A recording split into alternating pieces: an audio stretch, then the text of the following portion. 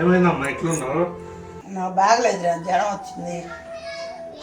అవునా? నన్ను అస్సలు కదిలిబాక, అస్సలు బాగలేదు. బాగలేదని అట్టే పడుకుంటే ఎట్ట? హలో డాక్టర్ గారు, మా అమ్మకి బాగాలేదండి, ఒకసారి మీరు వచ్చి చూస్తారా? రండి సార్, రండి, తొందర రండి. ఏమైందయ్యా? ఎవరికి? ఇదిగోండి సార్, మా అమ్మకి బాగాలేదండి, చూడండి. అవును, ఏమైందో తెలియట్లేదు కానీ మొత్తానికి ఏదో అయింది. అర్జెంట్గా హాస్పిటల్కి తీసుకెళ్ళాలి. ఇప్పుడు హాస్పిటల్ తీసుకెళ్ళాలంటే చాలా డబ్బులు అయితే ఇక. సరేలే.